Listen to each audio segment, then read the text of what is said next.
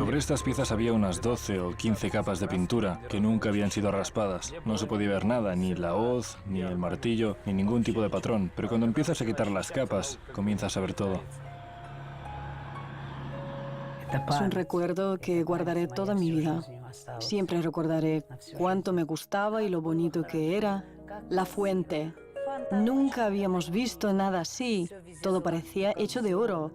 Nosotros gritábamos, es de oro, es de oro. Y nos sentíamos alegres, sonreíamos y nos preguntábamos, ¿dónde estamos? Esto es el paraíso. Era imposible crear el paraíso, pero se podía construir un lugar en el mundo que incitara a la gente a soñar, hacerles creer que se podían alcanzar las metas de las que hablaba el partido.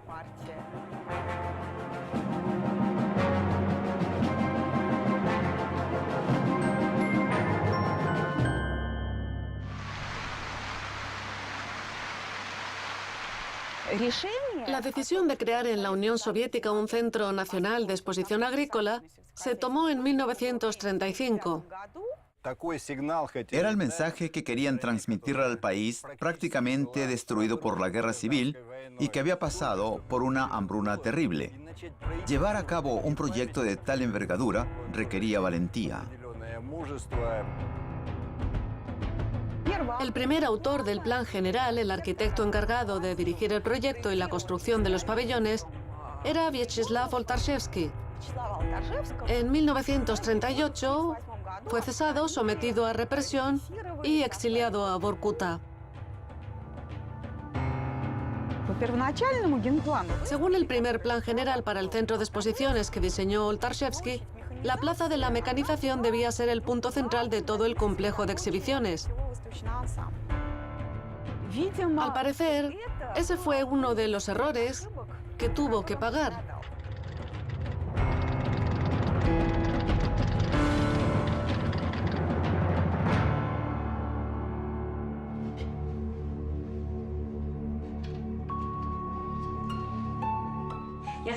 Les voy a mostrar algo. No es una foto, es un autorretrato que él se hizo en Vorkuta. Estuvo preso 5 años. Me contaba que hacía verdaderos esfuerzos para no venirse abajo. Cada mañana salía al patio donde tenía un trozo de vidrio escondido por ahí. Se afeitaba todos los días con ese cristal, como si se preparase para ir al trabajo.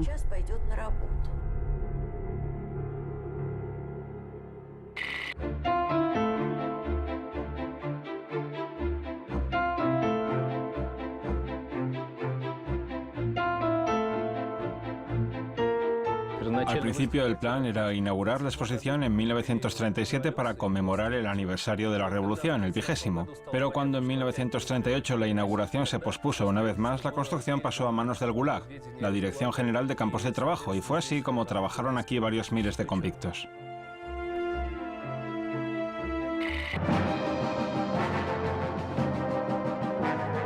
En el año 1937, la URSS participó en una exposición internacional en París y nuestro pabellón, diseñado por el arquitecto Iofan, con la escultura de Mújina, el obrero y la coljosiana, tuvo un gran éxito.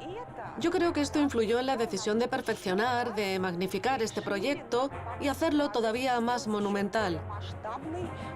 La ambición del gobierno era enorme. El objetivo era dejar perplejo al mundo entero. Aquí está la Exposición Nacional de Agricultura, muestra estalinista de las victorias logradas por la agricultura socialista y el sistema de las granjas colectivas. Estos son mis premios más preciados. La Orden de Lenin, la Orden de la Revolución de Octubre y la Orden de la Bandera Roja del Trabajo. Y estas son medallas de la VDNJ. 4 de oro, 2 de plata y 2 de bronce.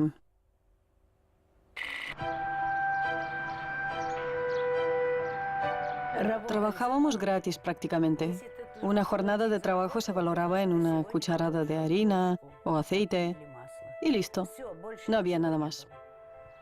En 1959 comenzamos a cobrar dinero, pero no teníamos tiendas.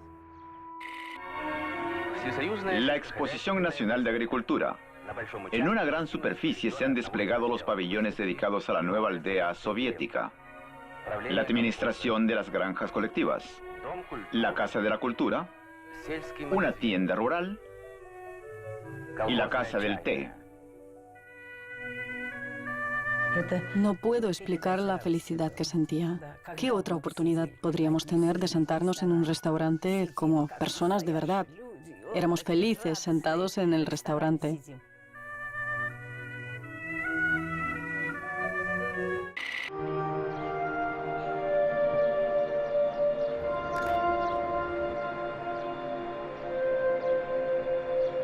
Esto era un restaurante. Era uno de los más grandes de Moscú. Si mal no recuerdo, tenía 4 salas y según cuentan, podían reunir hasta 1000 comensales. Aquí hay un montón de pequeños detalles que se guardaron y que representan el ambiente de este lugar.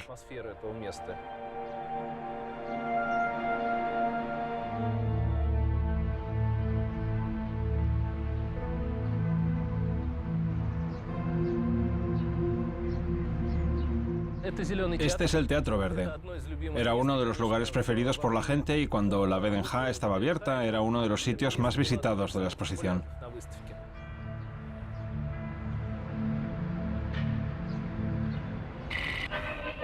Todas las noches, un gran número de espectadores llena el Teatro Verde. El baile folclórico ruso lo interpretan estudiantes de la Escuela Vocacional de la ciudad de Klintsy, provincia de Briansk.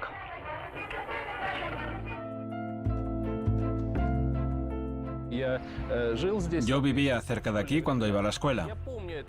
Todavía recuerdo esa sensación que, en teoría, la exposición debía brindarnos. Reinaba una cierta sensación de alegría. Aquí el pavimento estaba más pulido, siempre sonaba música de fiesta. La gente paseaba bien vestida. Todo estaba pintado en un blanco cegador, que daba la sensación de estar en un futuro que aquí mismo se estaba haciendo realidad. Mis primeros recuerdos sobre la VDNJ se remontan a mi infancia. Cuando me trajeron, yo era una niña de ciudad que nunca había estado en una aldea. Para mí lo más interesante eran los animales, el pabellón de los animales domésticos. Lo más impresionante eran los cerdos. Recuerdo que había 2 cerdos en bajorrelieve en la fachada. Hay una ciudadela dedicada a la ganadería de 40 hectáreas. Cada granja cuenta con cientos de cabezas de ganado de diferentes razas. La criadora de cerdos, Galina Shepel, de la granja colectiva ucraniana Stary Kovral, crió una cerda pura sangre llamada Kralia, que pesa 250 kilos. Cuando crecí un poco más, empecé a tener una visión bastante crítica hacia el gobierno soviético. Este lugar me repugnaba al pensar que todo era una completa farsa. Tuvo que pasar un tiempo tras la caída de la Unión Soviética para darme cuenta de que todo esto era soviético y empezar a admirar su arquitectura.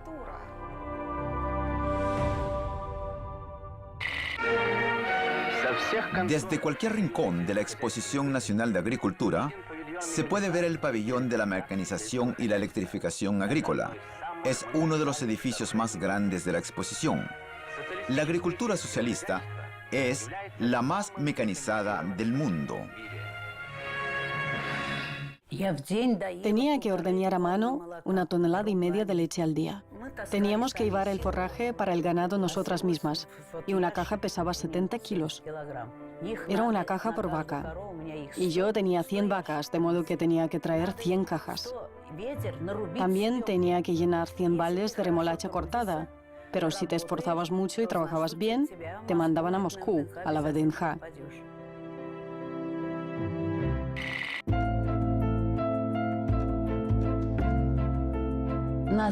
Cuando nos llevaron a ver los pabellones, nos parecían palacios, iglesias con sus cúpulas, y estaban decorados de tal manera que daba la impresión de que entrabas en un templo.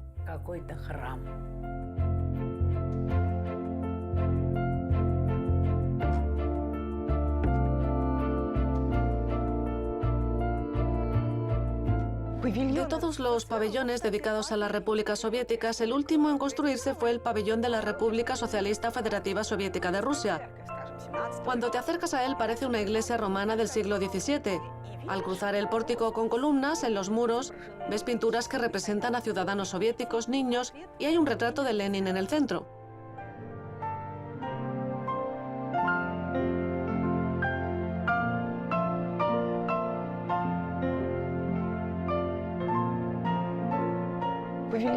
El pabellón llamado Geología parece un templo antiguo, concretamente del periodo helenístico. Al acercarte a él, puedes contemplar su decoración. Manojos de lino junto con arbustos de cáñamo en unos jarrones. El pabellón se construyó después de la guerra y se llamó lino, cáñamo y otros cultivos lináceos. Delante del pabellón había unas plantaciones de demostración donde crecía lino y cáñamo. Las plantaciones y sembrados de exhibición ocupan más de 25 hectáreas. Aquí están representados más de 260 cultivos agrícolas. En los viñedos se pueden contemplar muchos nuevos tipos de uva. Nunca olvidaré cómo se acercó una chica que nunca había probado la uva. Quería agarrar una, pero el guía le dijo: Claudia, no la toques, es para la exhibición. Ella contestó: Nikolai, ¿dónde puedo comprarla para probarla?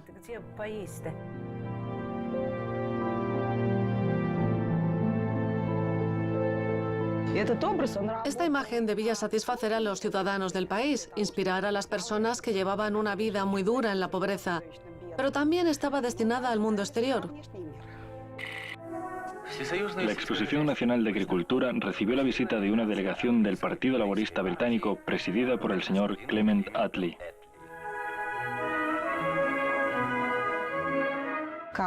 Cuando la Unión Soviética empezó a conquistar el espacio, se hizo evidente que esa sería nuestra mayor ventaja en la arena internacional y un logro que nadie podría cuestionar, ya que habíamos dejado atrás a los estadounidenses. Entonces el pabellón de la mecanización fue renombrado como el pabellón del cosmos y sobre aquella piscina erigieron un cohete.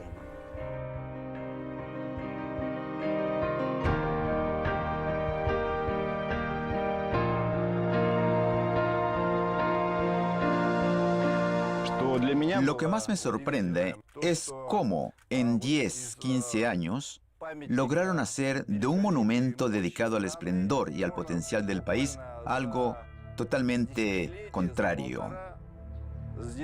Pasaban cosas a las que solo se les puede llamar profanación. Por ejemplo, cuando en el pabellón llamado URSS hay 2 filas de estanterías de madera contrachapada donde venden artículos baratos chinos, o en el pabellón del Cosmos se venden escobas al lado del retrato de Yuri Gagarin.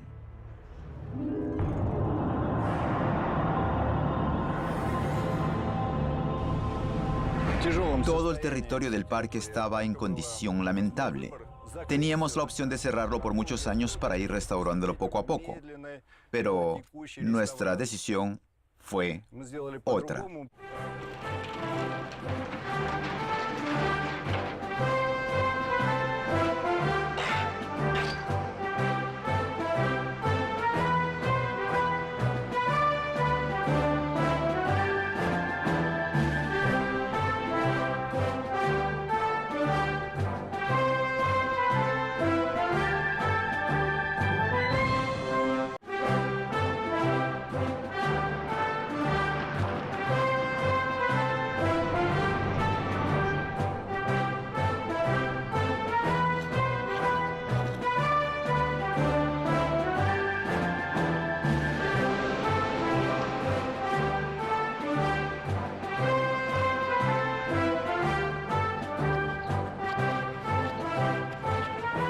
El jarrón estaba totalmente destruido. Las frutas se conservaron mejor, pero el jarrón mostraba un aspecto muy frágil. Todo tiene su ciclo de vida.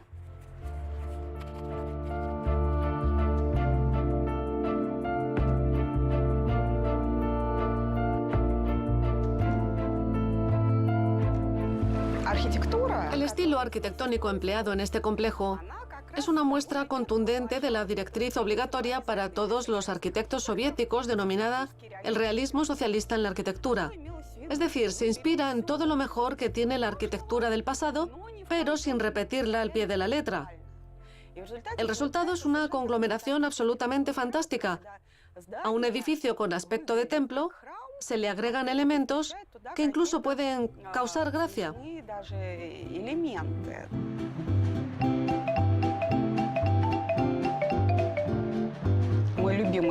Mi pabellón preferido se llama La Cría de Conejos. Delante del edificio hay una galería estilo persa. En la entrada hay dos estatuas de muchachas que sujetan a conejos, con tanta ternura como si fueran sus mascotas más queridas, como si no se tratara de animalitos criados para obtener su piel y carne. La gente llamó a estas estatuas las Madonas con conejos.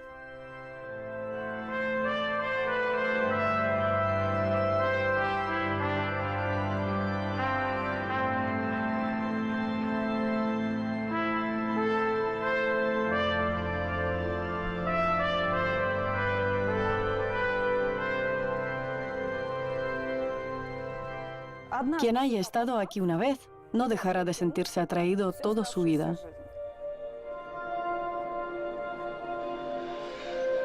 Aquí pueden verse los moldes del hueco de la ventana. Nuestra tarea consistió en seleccionar los detalles mejor conservados, desmantelarlos y colocarlos encima de la mesa con mucho cuidado. Ahora estoy haciendo el molde, restaurando los detalles que faltan. La pieza restaurada debe ser igual al original.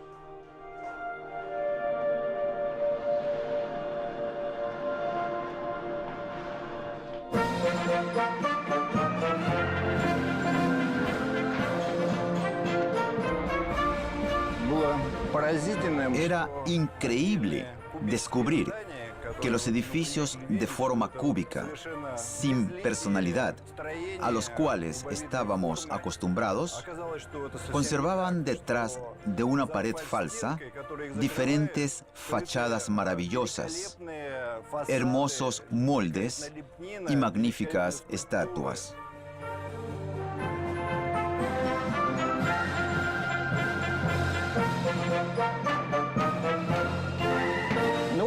Ahora mismo hemos empezado a desmontar paneles de aluminio. Se pueden ver vitrales a través del hueco que queda entre estos paneles. En el pabellón vecino se han conservado más vitrales. Por supuesto que toda esta estructura de aluminio no es un simple sarcófago que cubre el edificio. En su tiempo se consideraba una solución muy moderna y progresista de la época del deshielo. No sé para qué lo hicieron cuando empezó la época de Khrushchev. A lo mejor, Nikita Khrushchev odiaba todo lo que le recordara a Stalin y por eso tomó la decisión de recubrir todo. Y ahora, cuando se descubre todo esto, no llegas a entender cómo toda esta preciosidad ha podido estar escondida durante tanto tiempo sin que nadie la haya visto.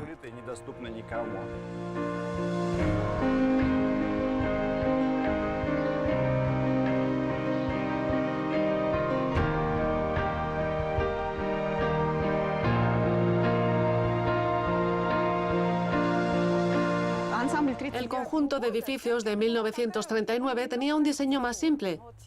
Son pocos los pabellones que se han conservado. Por ejemplo, en el pabellón del algodón se conserva casi el mismo diseño que tenía ese edificio en 1939. Al principio debía ser un pabellón de plantas productoras de aceite. Allí está el portal de madera decorado con girasoles.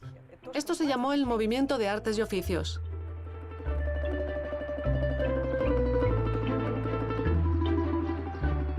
También hay puros ejemplos del auténtico Art Deco, por ejemplo, el pabellón del deporte. Inicialmente fue construido como un pabellón de la Sociedad Internacional de Ayuda a los Combatientes de la Revolución, la AIPR, una organización de aquel entonces. En aquellos tiempos los soviéticos aún soñaban con la Revolución Mundial. Por lo general, la arquitectura de los años 30 aún preservaba la conexión con la modernidad. Más tarde se introdujo el nuevo concepto de diseño llamado estilo imperial de Stalin, que se aplicaba para describir los edificios construidos durante la posguerra. No sé si este término es apropiado para describir la VDNJ. El pabellón principal es la joya de la corona de este complejo arquitectónico, es su núcleo. La sala de la Constitución es la principal. Arriba tiene una cúpula y es una sala muy solemne. En general, el edificio recuerda un templo. La sala de la Paz es la segunda más importante tras la sala de la Constitución. Parece un altar con este alto relieve en el centro. Cuando estaban desmontando la chapa, encontraron este increíble monumento arquitectónico creado por un grupo de escultores dirigidos por el eminente escultor Evgeny Vuchetich. Tengo una actitud negativa hacia esta persona, pero es mi padre, y por eso creo que me ha resultado muy difícil concederles esta entrevista. Creo que mi padre es un personaje trágico, ya que malgastaba su brillante talento en la ideología, convirtiéndolo en quién sabe qué.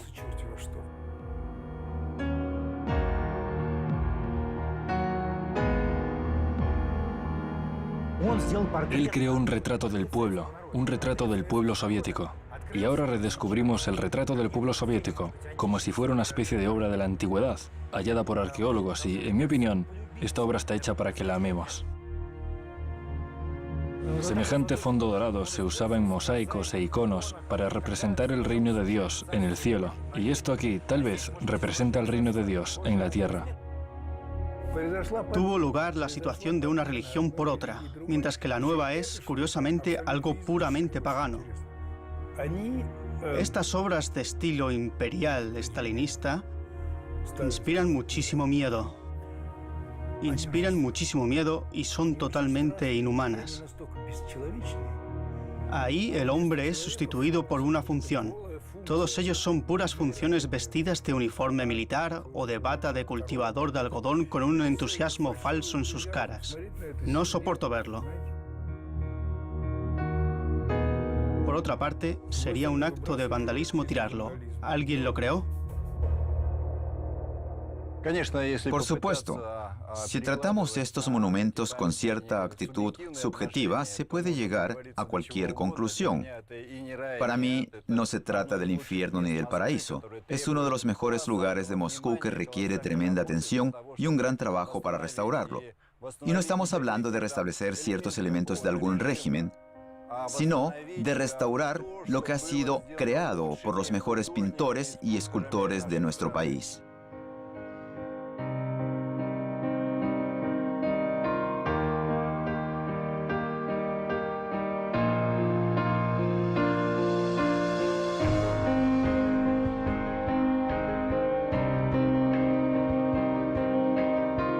Entre los pabellones de la VDNJ, hubo pabellones comerciales donde no se exponía nada, pero donde se podía comprar algo.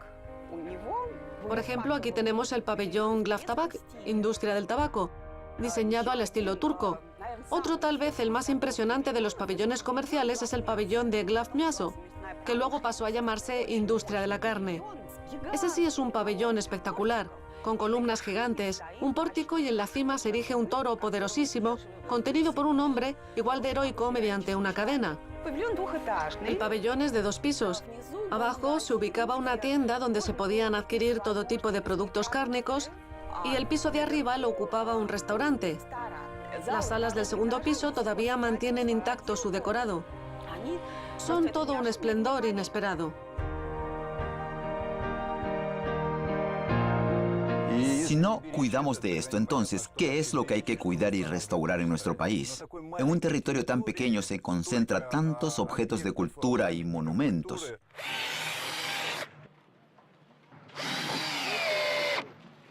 El Teatro Verde, donde nos encontramos ahora, era todo un basurero y ruinas hace unos meses nada más. Dentro de unos días aquí tocarán los mejores grupos musicales del país, como siempre lo han hecho. Al fin y al cabo, soy historiadora de arquitectura. Para mí es ante todo un conjunto de arquitectura y parques, o sea, una herencia única. No hay otro lugar como el Centro Nacional de Exposiciones VDNJ en el mundo.